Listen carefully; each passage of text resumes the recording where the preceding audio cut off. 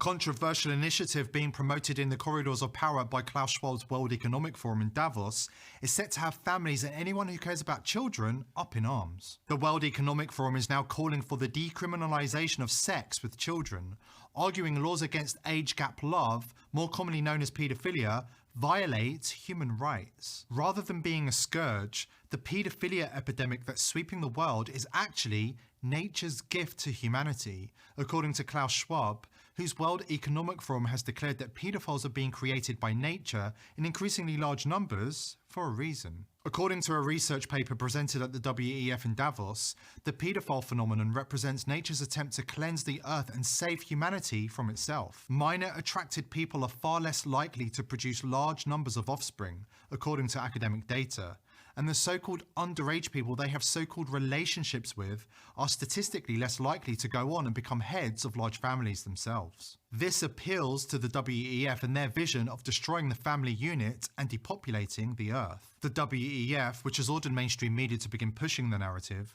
wants to introduce an international policy that will require the majority of countries to decriminalize, or at the very least relax their laws against paedophilia. The New York Times, always at the forefront of the globalist agenda, ran an op-ed arguing that paedophilia is not a crime. According to the Times, civil rights protections must be extended to paedophiles. Without legal protection, a paedophile cannot risk seeking treatment or disclose his status to anybody for support. Not to be outdone, CNN countered with an article proclaiming that paedophiles are not monsters or social deviants living in the shadows. According to CNN, it's high time for society to update its image of paedophiles. CNN followed up this article with an even more explicit call for sympathy. Rather than considering child molesters the lowest of the low, we should reach out to them and seek to understand them, because according to CNN, one cannot choose to be a paedophile. The psychologist Jesse Bering, author of Perv, The Sexual Deviant and All of Us, also urges the reader to sympathize with child molesters, writing that people with paedophilia aren't living their lives in the closet, they're externally hunkered down in a panic room. Salon also got in on the act, urging us to meet paedophiles who mean well. And the BBC, which famously spent decades covering up for Britain's most notorious paedophile, Jimmy Savile, also wants us to think positively about the new generation of paedophiles. Make no mistake, a coordinated attempt is underway to present paedophilia as harmless. What is going on? The media are presenting us with a classic case of the Overton window. According to the political scientist Joseph Overton, there is a window within which there are ideas considered acceptable by society, tolerated therefore even by those who do not share them. Ideas outside this window are considered extremist and not accepted in public debate. From this Overton window idea, there has been a move to theorize how an idea that is currently radical can succeed in becoming accepted by society or even become popular policy. It is a scale of perceptions, whereby one goes from seeing an idea as unthinkable to seeing it as radical, then acceptable, then popular, and at that point translated into practice by politics. According to the global elite in Davos, it's time for mainstream society to catch up with them and relax the outdated social taboo against paedophilia. And what better way to change society's morals than by brainwashing the children? Just this week, Klaus Schwab was caught bragging about how the World Economic Forum has completely infiltrated education systems in many countries. According to Schwab, if children are exposed to the WEF ideology at a young enough age, they can be completely indoctrinated. We put emphasis on what I said before, public-private partnerships, which we accompany. So when we define a project like our global educational initiative, I just describe it in a second, we have under the leadership of Cisco and many other companies, practically all the big names, we try to revolutionize the educational system of Jordan, Egypt, and now Burundi, by working together with the local authorities. We work also together with UNESCO, not only to equip the schools, but to put to retrain the teachers, to put the new curricula into place. So we work together with we accompany those companies. We do not, such a difference to the Clinton initiative, which mainly and which is a good thing, which asks companies to pledge some money to make a commitment and some to come back and to report. We are with the initiative from the beginning to the end. They have infiltrated the schools, plotting a course straight at our children. And we already know they have infiltrated the cabinets. Governments across the world operating under the control of the World Economic Forum are waging war on our children. Klaus Schwab's young global leaders are systematically attempting to normalise paedophilia and decriminalise sex with children across the world. In Jacinda Ardern's far-left New Zealand, a judge declared that 12-year-old children can consent to sex with adults. You heard me correctly. The case in question featured a 45-year-old man whose defence centred on the claim that his 12-year-old victim wanted it. I know she was a child, but the way she came to me was like a mature woman. I refused her, but she kept coming back to me. She truly wanted to do this, the 45-year-old said of the child who was just 12 years old at the time. In the final days of the trial, Judge Earwicker addressed the issue of consent for a person under 16. Legally, a person under 16 cannot give consent for charges of indecent acts. Therefore, as a jury, all you need to decide is if the indecent acts took place, he said. Then came the kicker. The judge told the jury, but as for sexual intercourse, a person under 16 can give consent. You need to consider whether or not the consent was given based on the evidence you have. Welcome to Klaus Schwab's New Zealand.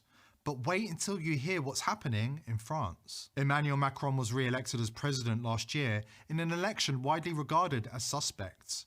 It's perhaps no surprise that he is also one of Klaus Schwab's young global leaders, and France is also normalising paedophilia. President Macron's government voted against having an age of consent in France in 2018, becoming one of the first nations to give in to pressure from an international cabal determined to decriminalise sex with children across the world. This means federal law in France has no legal age of consent, and adults who have sex with children of any age will not be prosecuted for rape if the child victim is unable to prove violence, threat, duress, or surprise. The draft bill against sexual and gender-based violence, known as the Schiappa Law, was signed into law by the French Parliament on the 3rd of August, sparking outrage in France as parents and children's rights groups accused Macron's government of betraying the nation's children. The lack of an age of consent places millions of children in serious danger of sexual abuse in France, according to child protection officials. If anything, that's an understatement. But should they be surprised? Like Jacinda Ardern of New Zealand, Macron is one of Klaus Schwab's young global leaders. They are all hell-bent on waging war against our children. Of course, the mainstream media is complicit in its silence. They too have been infiltrated by the World Economic Forum, and they'll try to cancel you if you dare speak out against any of these issues. According to the mainstream media in 2020, obesity is healthy, experimental vaccines are not causing people to keel over and die, and abortion is love. George Orwell warned us about these times. He said the elite would try to convince us that 2 and 2 equals 5, and that war is peace. Now they are trying to convince us that raping children is a way to make the world a better place. Even Orwell didn't think they would go that far. But if you've been paying attention to the WEF's absurd policies in recent times, you'll not be surprised. WEF policies all have one thing in common. They dehumanise, degrade and mock us. They are designed to take away all of the joys of life and inflict maximum pain. Then there is the depopulation drive, which was a conspiracy theory for a long time, but is now completely out in the open. They aren't even trying to pretend that they don't want to eliminate the majority of us. According to these two WEF goons, all religious groups are opposed to the World Economic Forum because religions want more souls and the WEF wants less. So in the session we just attended here at the Economic Forum, I think there was a sense of relief actually in your frankness. You brought up some issues that others are reluctant to bring up. That's my trouble. Always. All the religious groups are against me because I'm talking about population. They want more souls, I want less on the planet.